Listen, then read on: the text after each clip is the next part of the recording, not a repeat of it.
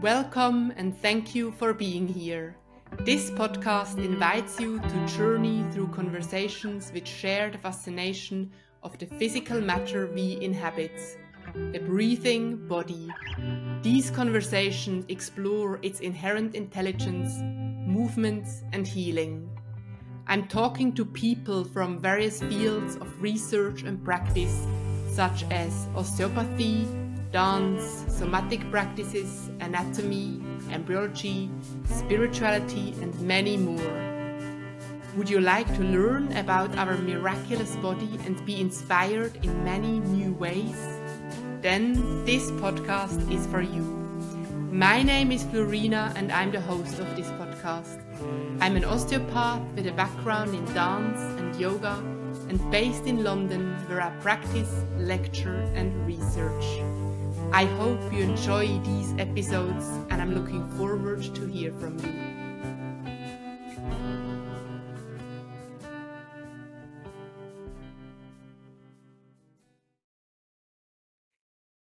Welcome, Julie, on the podcast. Oh, it's so wonderful to be here. Thank you for this opportunity. Yeah, I feel very grateful and honored to be sharing with my listeners probably just a spark of your wisdom and expertise. And I was just thinking before, Julie, it's really interesting because I've learned about you literally maybe 3 years ago. I stumbled kind of over your work when Google Podcast just suggested me a podcast and you were their guest. Oh, nice. And yeah, and the next day I ordered all possible books, and since then I've been following your work, and I thought one day I need this woman on my show. Absolutely. My goodness, I'm so honored. I love that. Yeah. Isn't it wonderful how the anti-inflammatory world is really starting to blossom? Like it's great to know that Absolutely. Anti-inflammatory is now a buzzword. Mm-hmm. I remember when my agent said to me, no, don't write a book on inflammation. No one even knows how to spell it. Well, now it's really a household name. People understand it's the root cause of illness. Absolutely. And still we need to share it even more. Yes. And we just touched upon it. Or you know that my podcast is called The Breathing Body, and it's all about movement and the body's inherent intelligence and healing. And yes. I know that with your work and your ongoing research, you bring a huge amount of expertise and contribution exactly to that topic, how people can regain health or can find back to health and healing day by day. Mm-hmm. And one of your big fields of expertise is becoming sugar-free. Yes. And I would love to maybe start there and to explore that link. What is the link between healing and becoming sugar-free? Why becoming sugar-free? Yeah, I mean, I just want to go on the record as saying not everyone is needing to give up all sugars, but white refined sugar is globally understood to be the greatest driver of pain and inflammation. And here's why: because when your blood sugar stays too high for too long, and you can't get the sugars inside the cell because the insulin receptors aren't working very well because of the overwhelming amount of sugar, we end up driving inflammation in a lot of ways. We actually create AGE, which I find so funny that the acronym is called AGE, Advanced Glycation End Products. And it literally means you're aging on a cellular level. When these glycation end products hit your eyes, it becomes cataracts. And when it hits your joints, it becomes arthritis. And when it hits your skin, it becomes wrinkles. And when it hits your arteries, it becomes, unfortunately, atherosclerosis or heart disease. And when it hits your kidneys, that's when we see an aging out of our kidneys. The leading cause of kidney transplant is, in fact, diabetes. So we really need to watch our sugars. And I would say that a massive amount of people over the age of 40 start to become more and more intolerant to sugars because they can't get them inside their cells. They really develop metabolic breakdown where they're not able to have a utilization of those carbs. So that's why I'm like, okay, I got two ways here. We could jump in fast and go sugar-free, or we could put our toe in and just get off white refined sugar and corn syrup and the really dangerous sweeteners that spike our blood sugar very, very high. So most people take the slow route because they're not quite ready to jump in with both feet. And with those people, it's about like, can we explore dates, which are much easier on your blood sugar because there's fiber and there's B vitamins. You know, can we at least move over to honey, which is not as damaging to our gut microbiome? And then when we're ready and people are like, okay, that's not so bad, I've got that down, then we can jump into fully embracing non-caloric sweeteners like monk fruit liquid, which is really great because it's sweet, but doesn't have any of the negative side effects. It doesn't spike your blood sugar. It doesn't have any calories, but it doesn't have any harmful side effects like we see with things like aspartame. That's a lot. I really gave you a mouthful. That's great. No, that's great for me, especially now, right? It's Christmas time, it's Advent. Yeah. It might be a little bit scary for listeners to hear, becoming sugar-free. So yeah, to have a way to just tip the toes in and to then start to experience, it actually, I have a different experience of my days or of my body. Yes. I go differently through life. Yeah, you really have an opportunity to feel lighter and more positive. I mean, it's been proven that when we have a diet very high in sugars, that unfortunately it can really tank our mood. It can cause real low moods. So it's so funny that it's called the joyous season, you know, the happiest time of the year. But people are riding this roller coaster of like highs of dopamine. They've had a big binge on sugar. And then 1 hour later, they're feeling really low or really irritable. So when we have more natural sweeteners, we're more on the level because we don't have the highs or the lows. So it's so beneficial to try it. So it's good that we have all the treats in there so that people feel that they can have all of the tastiness of the season without the negative side effects. Yeah. And maybe I'm just aware for some people that's a complete new topic. Can you tell us a little bit more? You mentioned you started explaining what the sugar does to our body, and in what way, with these things you shared, in what way does it actually hold us back from healing? Is it like, I sometimes imagine it's like putting a brake onto our system. Yes, our body wants to regenerate and heal, and it's like, yeah, I mean, let's look at infections, for example. We just came off of this time where they said there's nothing that we can do for certain viruses out there. And there's so much we can do because our white blood cells are immobilized when we have very high blood sugar. And that's why people are higher risk who have metabolic problems. So when we stop eating high amounts of insulin spiking carbohydrate, we do give our immune system the upper hand to heal itself because there's 4 underlying causes of inflammation, and the biggest one being infections. So we need to help the body treat infection, and we do that when we get off of sugar, or we get off of refined white sugar to start. And then what's interesting about honey, and the reason why I think it's a good breakup sweetener, is because it actually has a lot of great antimicrobial benefit.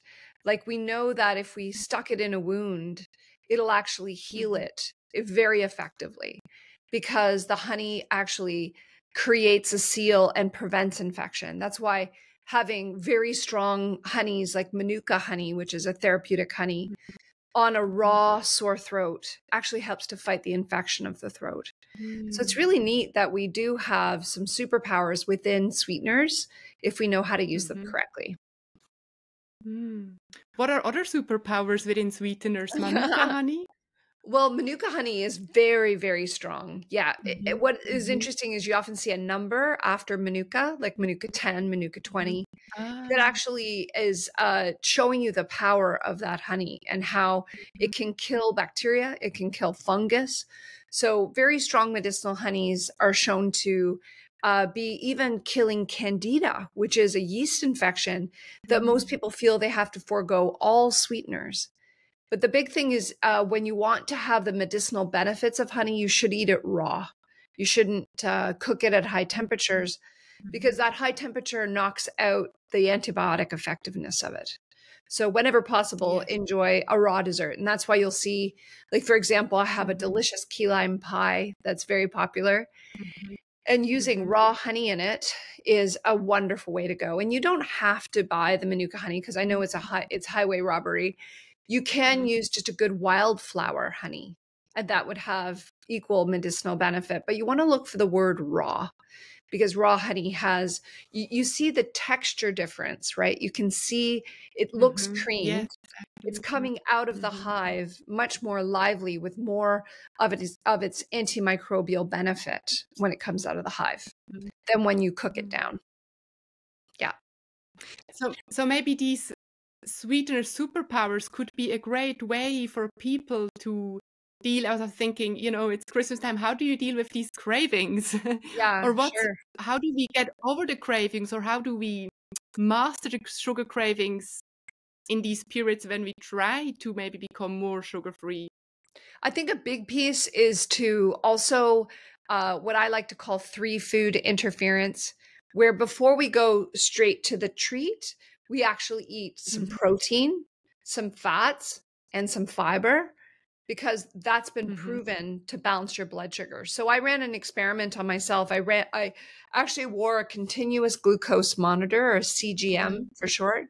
And then I tried eating a bagel, and then I had some salad, and then I had a lovely turkey sausage for breakfast. And in that order, my blood sugar shot up to 8.5. And then the next day, I ate the exact same dish, the exact same food, but I just changed the order. I had a beautiful salad with lots of fiber and good quality olive oil in the salad dressing. Then I had my turkey sausage, and then I ate a bagel. Now, it was a grain-free bagel, but it did have a lot of carbohydrates in it. And my blood sugar only went up to 5.6. That's a massive difference. The difference was just in how I ate it. By putting fat and fiber and protein, you think of it like a crossing guard for a dangerous kid running across the street. You need to like bundle them up and carry them across the street safely. That's what this 3 food interference does, because all of those other foods filling the stomach buffers the stomach so that you can't absorb the carbohydrate quickly. It slows down the carbohydrate so that it trickles into your system, which is great. Yeah. That is so interesting. A friend of mine gave me that book, The Glucose Goddess. I'm sure you know that book as well. Yeah. And I haven't read it, but I've just kind of glanced over that we need to eat greens before any meal if possible. So I started walking around with a bag of spinach, and it does do something. I'm just experimenting, but it's... Yeah, especially if you put a good quality olive oil on those greens, then you're truly slowing it down, because then you have lots of fiber and oil. And those 2 things have been proven to slow down your ability to absorb carbohydrate. So if we can, it's like a time release capsule when you have that salad with oil on it. And you'll get used to it. Like, a lot of people will say, oh, I couldn't imagine having greens at breakfast, but people have green smoothies, and people have, eggs Florentine, which is eggs on greens. So it's totally possible. It's just wrapping your head around the fact that to get the 7 to 10 servings of veggies that we really want to have for the anti-inflammatory aspects, it's nice to start in the morning so that you can kind of spread your greens out over the day. Yeah. Yes. And you mentioned it again, anti-inflammatory. So I think, I sticked in with becoming sugar-free, but we need to widen the space, because becoming sugar-free is one aspect of the anti-inflammatory, I would almost say, movement, which you are a pioneer in and part of. So we all know the word, and yet it's maybe for some people a bit a myth. What does it really, it's written there everywhere. What does that mean to have an anti-inflammatory diet, Julie? So I'll start with the definition of inflammation is the body's emergency healing response. So the emergency response goes off when we have the heat, the redness, the swelling, the pain, the loss of function. Those are all the symptoms of inflammation. And the inflammation is triggered. The underpinning of it is that your body's being attacked, and it needs to have a response to tell you, go solve that problem. And if you ignore the problem, then we end up with chronic inflammation. So instead of it being acute, which should resolve in a week, you got a really bad cold, you get rid of it. You sprain your ankle, you put it up, you heal it, and you move on.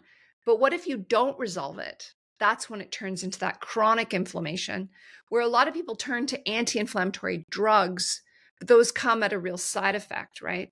Those anti-inflammatory drugs, unfortunately, suppress so many enzyme systems in the body that you can end up having, there's the saying, trading Peter to pay Paul.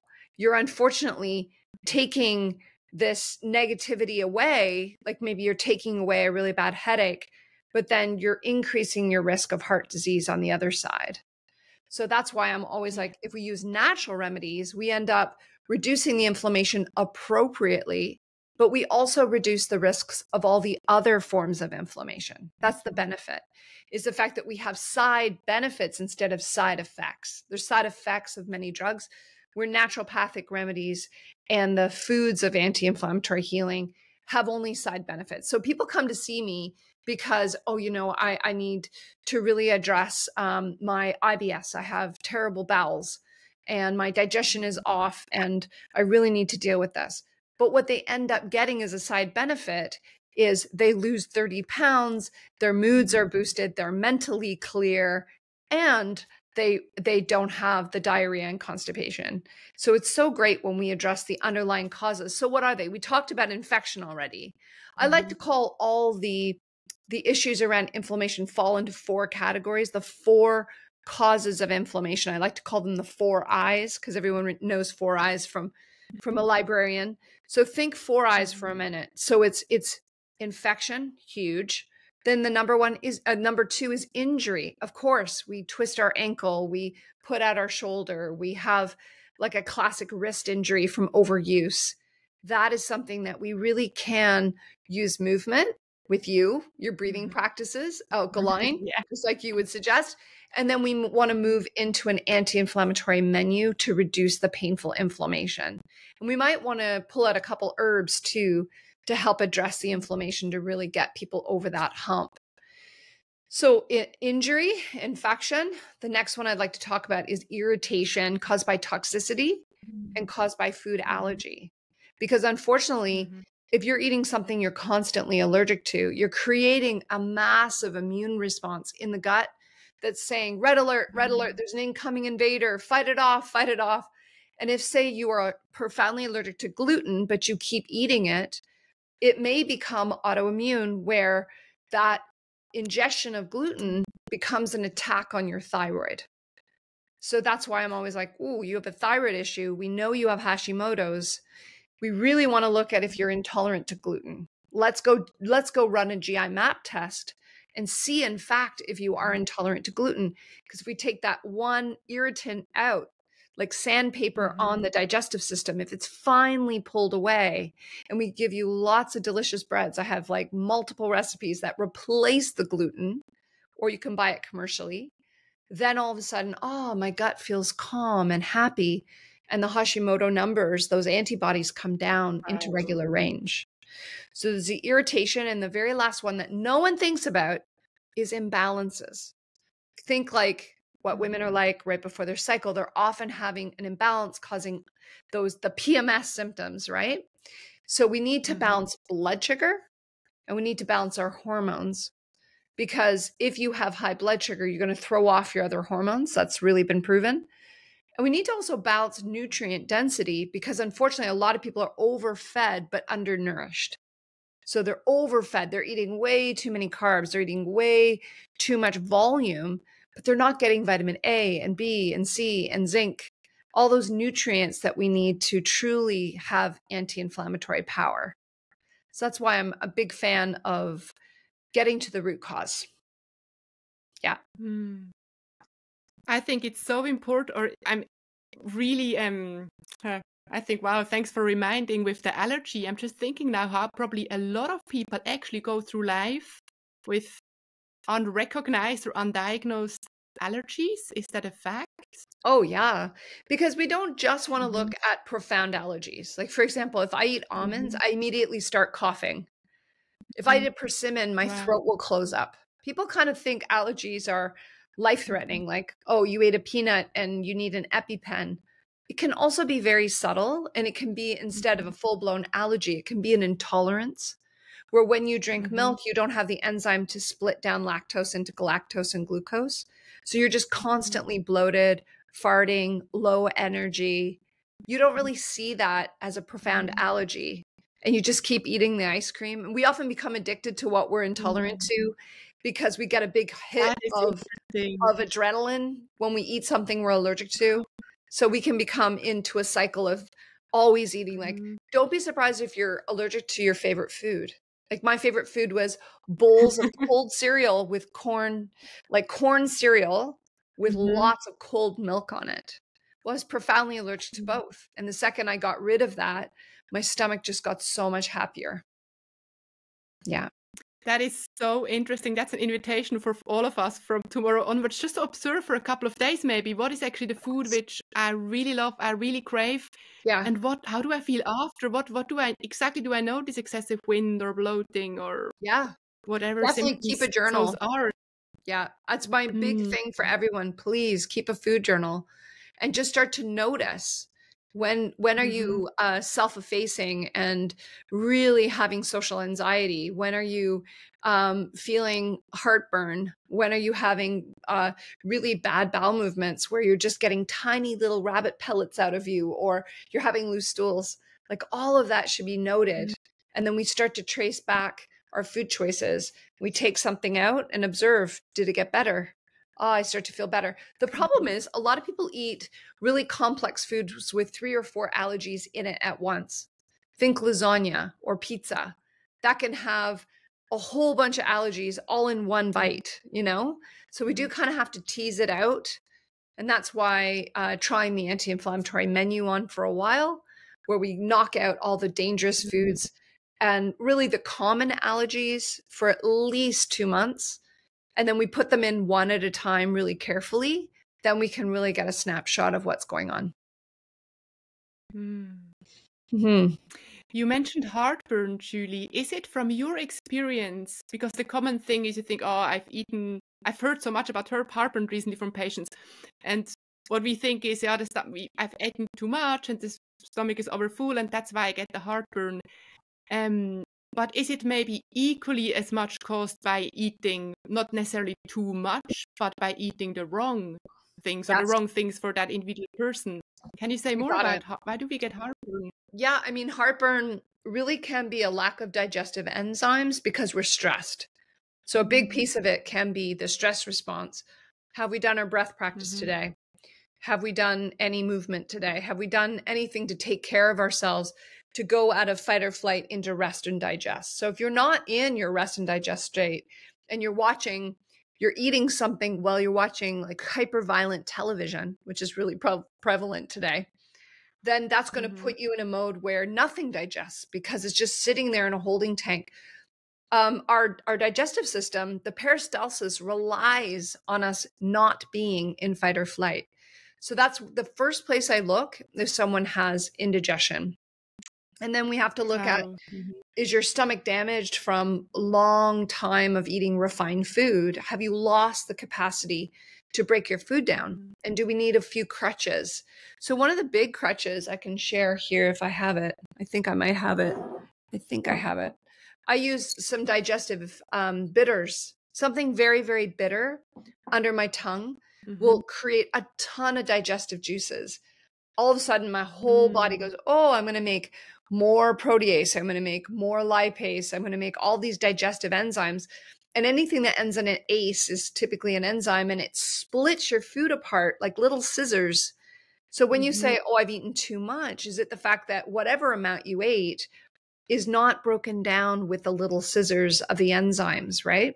So we want to increase our enzymatic capacity. And then the other piece that I really look at is, are you genuinely intolerant to that food? Like lactose. Like, do you not have the ability?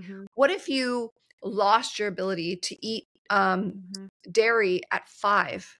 Because a lot of people, especially with Asian heritage or African heritage, don't have the digestive enzymes because they're genetically never had dairy past weaning, right? Like if in Asia, your entire tribe never ever had it, then you just stop making it at a certain point. Where if you're lucky enough to be born in Holland, well, the Dutch always eat dairy their whole lives. And it's been shown that the Dutch have the lowest level of dairy intolerance because they keep their capacity to break it down.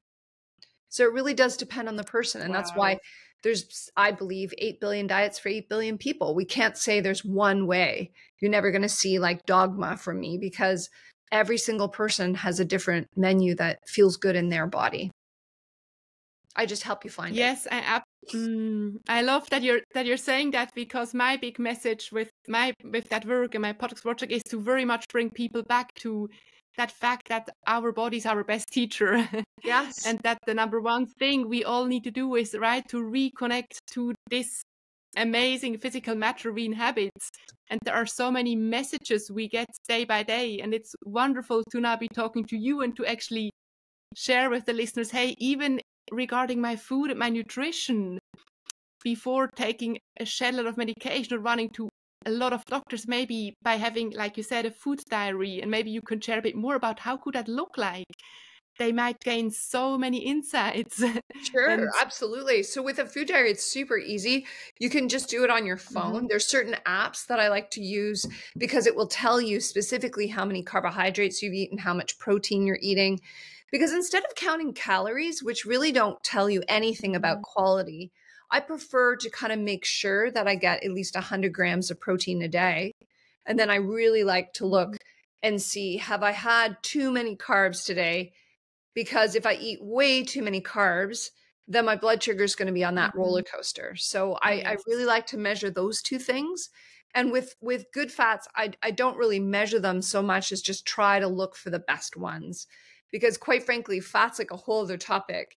A lot of people don't realize that when we eat a lot of really highly processed seed oils, like our canola oil, our corn oil, our soya oil, these are highly processed to a white refined liquid that's super inflammatory, unfortunately, and competes in your body for that good omega-3 that we know is anti-inflammatory. So I'm always like looking to flaxseed and looking to, getting good quality fish and making like tiny little fish that aren't high in mercury, like our anchovies, our mackerel, our herring, the little guys. And then I really love to focus on olives. Olives are probably one of the most nutritious and healing foods on the whole planet. And unfortunately, with global warming, Greece has had a horrific olive season where there was such bad drought that the olives were dropping off the trees before they were ripe from dehydration. Oh, wow. So that's causing a worldwide olive oil shortage. So now you have to be really careful about where you get your olive oil, because a lot of olive oil is being cut with canola oil. So we have to really do I know this brand? Do I trust this brand? Is it certified? Because when you buy certified organic, then they have to trace it from field to table. They can't fake inputs and outputs. They have to measure this much came into the factory, this much is leaving the factory, and it's all with a paper trail. So that's why it is a good idea to buy organic if you can afford it. But there's my rant on fats. Everyone needs to eat more good fat, especially olives. Yeah. Yes. And with the food diary, you would literally people write down exactly what they ate and what they felt. Or what do you write? What do you write? Sure. Other than so the fast, what do you write yeah, down? so in a lot of the, so I'll just share the one that I use is called Carb Manager, because it has thousands of entries of food. So say I'm out and I end up buying something that's ready-made, I can just scan the barcode and it automatically goes into the system, saving me a ton of time of like trying to break it down.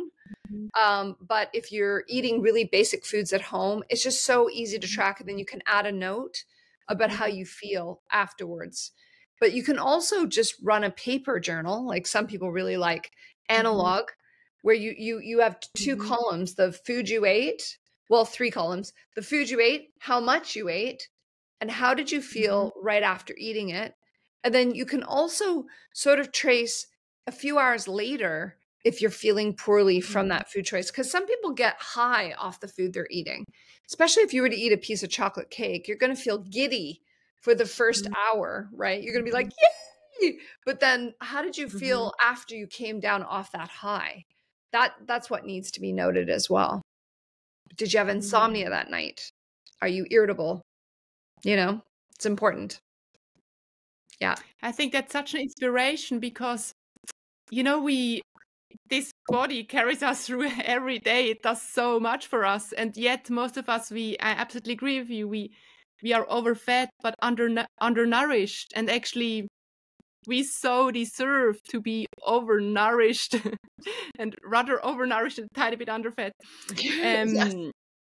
And I think the first step is to just develop more awareness and actually kind of look at it. Okay, what do I actually eat? To not just blindly eat. That's something what saddens me when I walk through supermarkets and you see how people just kind of blindly fill their trolleys.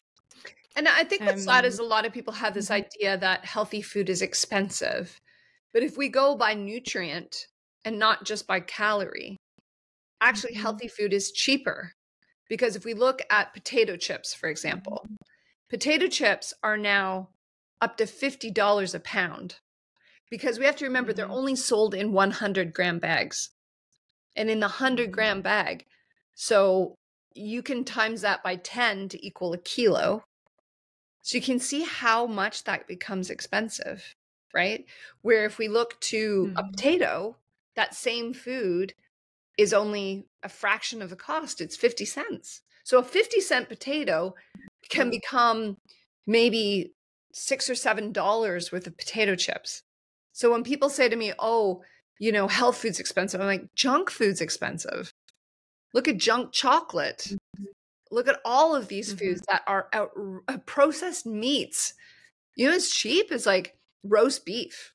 That's cheap. Take that same meat and make it into a highly processed salami, and all of a sudden it's $50 a kilo, you know? So it's really important. It causes more cravings. Yeah, which produces more cravings.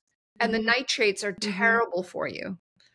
Because a lot of people are scared of meat, and they of course you have to watch like where it's sourced and stuff. But I'm mostly concerned with the nitrates and the processing, the highly processed meats are where we really have danger. And it's the same across the board. You know, it's the same with white refined sugar, the clear canola oil that's highly processed. It's really in the refinement of the food where we lose all the nourishment. And then we put a few nutrients back in, and then we call it enriched, which is hilarious because we know that enrichment doesn't really do the body good. So, yeah. So actually, maybe a place for anyone who now feels completely overwhelmed, a simple place to start would be to think, okay, what are the most unprocessed and yet yummy ingredients I can buy? Yeah, right? Go to the supermarket and buy unprocessed veggies and fruit. That could be a starting point. Yeah, and whenever anyone's like, oh, I can't afford healthy food, I'm like, everyone can afford lentils. Look at a family in India that has to feed the whole family on $1 a day. Everyone can afford that. And you can make it very delicious with some spicing. Everyone can afford sunflower seeds. It's bird seed, you know, like pumpkin seeds, much cheaper than almonds. So I always say, like, we can find the gold in there that is really affordable and also nourishing if people are willing to just spend a tiny bit of time getting organized. You don't even need to be a person who loves to cook, because I've helped many people transition into making super fast recipes. If you can make a smoothie, you can cook. You can cook, right? You just stuff in a blender. So we take some veggies that we boiled or steamed, and then we throw them into the blender, put in some seasoning to make a delicious soup. Boom. Put a little half a can of lentils in there. It's nourishing, and it can be absolutely delicious with the right, nice little oil in there, some sea salt, some lemon juice, and you've got yourself an incredible meal that's under $1 a serving. Yeah. Wow. Yeah, that's also important to share, that eating eating healthy doesn't mean expensive, and it doesn't mean complicated either. In contrary, it can make life probably easier. Yeah, I mean, I've made meals faster than going through a drive-through restaurant. So when people are like, I don't have time, I'm like, exactly, you don't have time to stand at McDonald's. No. What if you could get so organized that everything's at work? You just pull it out, stick it in a bowl, keep a kettle at work, pour boiling water over it. Boom, you have a meal, right? It's totally possible. Absolutely. You, at one point, you briefly mentioned, you talked about, what did you use the word anxiety? And I thought, wow, yeah, as a person dealing with nutrition, you automatically become a half of a neuroscientist as well, because it's, or it made me realize, of course, if you deal with nutrition, in the end, our nervous system has to run the guts and break it all down. So we can't talk about the one without talking about the other. We can't try to understand nutrition without also trying to understand the nervous system. And I would love, if we still have time, to maybe hear a bit, what is the relation between certain moods and certain foods, or especially sugar and anxiety, because I know that's a real thing, and today so many people suffer from anxiety. I believe that anxiety starts in the gut lining. That, quite frankly, if you've had an allergic reaction, we have to remember your adrenaline is really high, which is going to potentially trigger panic. But then we also have the interplay between the microbiome, which is billions and billions of bacteria and yeast that sit along the lining of the gut, interacting with your food supply. And if we eat highly refined food, that's going to allow the negative microbes that can influence your mood to overgrow. And unfortunately, if we're eating a lot of things that feed yeast, then if we have an overgrowth of candida, we have brain fog, we have severe cravings come in. Don't mind my puppy dog. we have a lot of Tuka, it's okay. He's having a little anxiety, obviously. So, yes. So we have to really look at when we eat the foods that help relax us, calm us down, and ground us. Then we can switch up the actual bacteria in the gut to establish the good bacteria that thrive and continue to grow. And we end up with an upward spiral of what we crave. We can crave healthy food. Like, I seriously crave berries now. Like, if I want something like, oh, delicious, I'm going to sit down to really fast compote. At this time of year, it's so great to just take some frozen blueberries, some frozen strawberries, put them in a pot, add a little bit of water, and I add just 1 or 2 drops of monk fruit or stevia just to kind of make it a little bit sweeter and a treat. And then I let that warm up.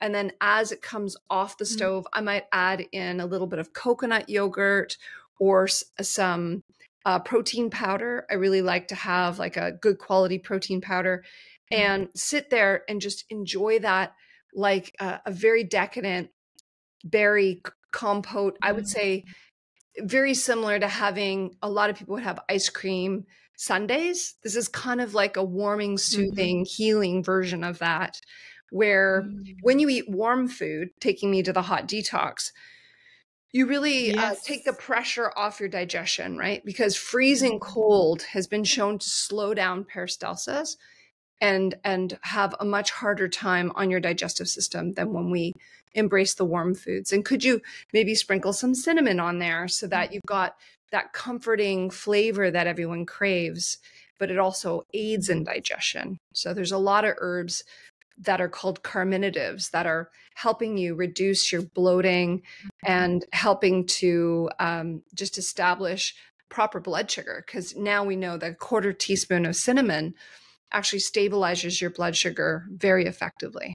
So there's an example of, you can have your fun, but also have it heal every part of your body. Yeah, I was very intrigued when you said grounding foods. And so with grounding foods, warm foods are grounding foods, right? Yes, they are very grounding. So when we eat in Ayurvedic medicine, if we eat really dry, crispy things like the deep fried foods, or if we eat foods that are very refined and sugary, they're very, you float away. Where if you eat something that's warmed and spiced, it really keeps you with your feet on the floor. You're very grounded. And you'll often see an improvement in your moods. I have two examples that come to mind, two clients who have had profound changes in their anxiety. They had so much anxiety, they could barely leave their homes. They were crippled by anxiety. And after eating extremely healthy for just 100 days, they were so ambitious. They were able to, one became a real estate agent and was able to pursue going back to school, and just felt this freedom and ease that comes with that deep healing. Because I think when we're in a state of inflammation, that red alert that's always going off, like we know there's something wrong, but we can't put our finger on it. That's what we want to address. So as we reduce the neuroinflammation, people notice that they're just more able to cope. Your fuse is longer too. So I'm going to speak to every woman out there who might be dealing with menopausal symptoms where they're just snapping at everybody. It's not, it might be normal in the world, but it's not natural. And it doesn't have to be that way. We can extend our fuse, have more compassion when we feel healthy and grounded internally. Yeah. Yeah, and I was thinking that moment as well. Yeah, of course, if we have exactly inflammation, and probably in that moment our body does, or our system doesn't feel safe, right?